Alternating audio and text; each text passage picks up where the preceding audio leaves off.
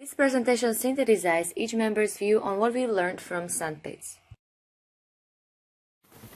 During the first few weeks of the module, barely understood the concept of innovation and what innovation is and does, regardless of how a business becomes innovative.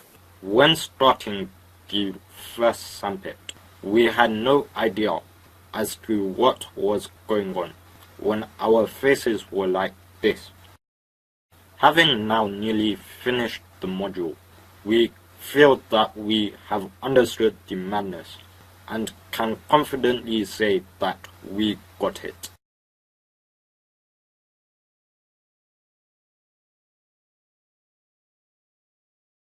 With the world changing on a daily basis, I feel the inclusion of innovation is vital.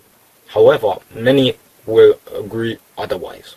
Whilst conducting these Sandpits, we were able to identify the law that there are no rules when considering innovation, whereby an individual can break said rule by asking questions and suggesting things should be done. I learned that while innovation seems to be necessary for development, it is hard to manage. It is hard to define innovation as it is unpredictable by its nature. There is no single method to innovate and invent which makes it difficult to plan. I understand that it involves creativity, but being creative is often not only creating something new, but more about combining things. The observation is an important factor as well as training our brain to be able to recognize possibilities of combinations. However, day-to-day activities and the way we are taught in schools or work lead us far from the creativity, which is more effective when it is unstructured. I think more we know, less creative we are because it limits our imagination.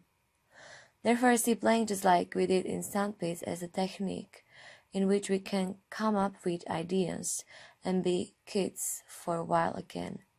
We can also observe each other and create together unexpected things. So the major concept that we saw in all Sandpits and that overlaps and involves also other ones such as creative competencies and constructs, as well as formal innovation, was pattern recognition.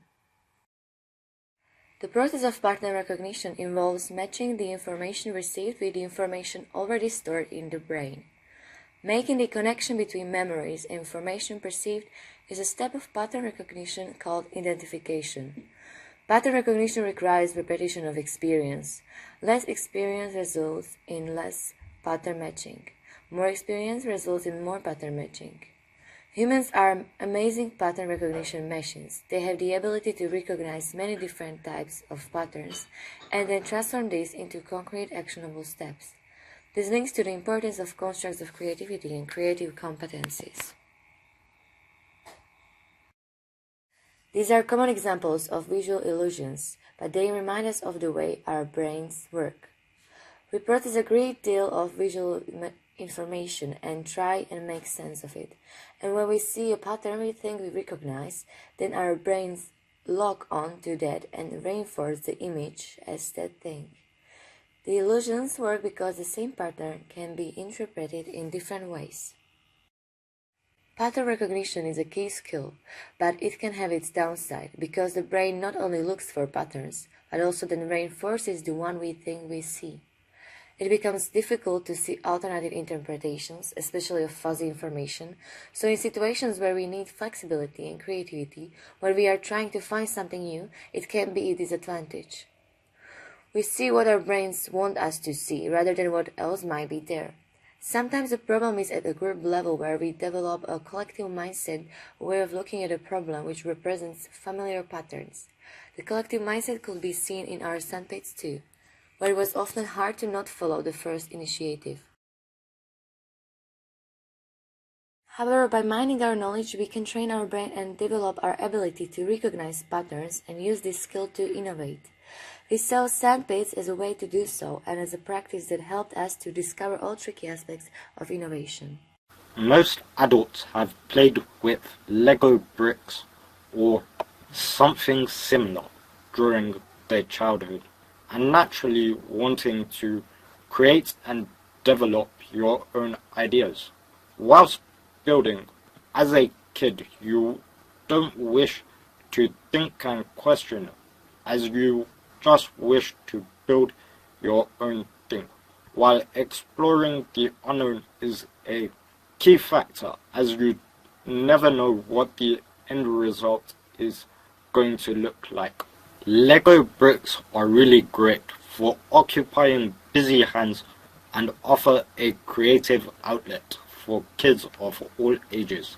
As Video, an engineer who brings a new level of learning and creativity to her creations, we found a statement that states, if we give a group of children a pile of plastic bricks such as Lego, and they will instantly start building.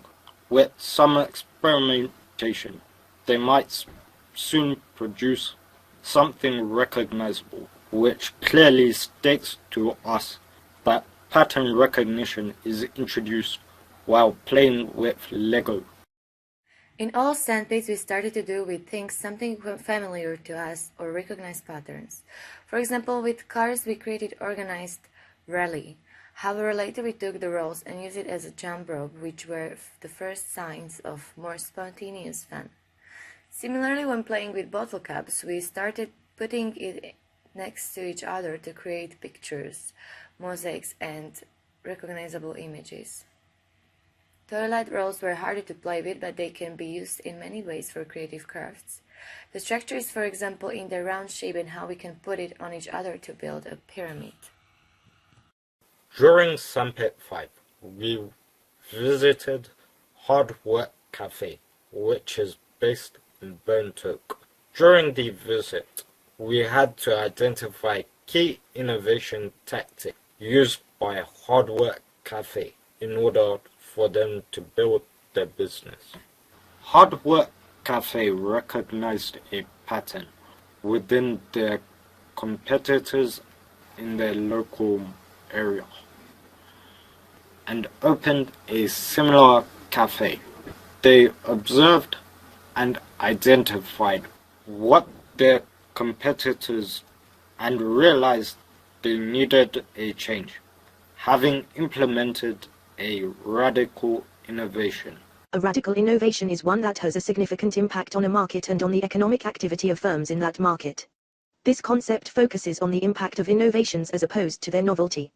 Hard Work Cafe used innovation to change their interior structure, whilst also developing their menu by making it bigger, as they recognized that they were able to stand out from their competition.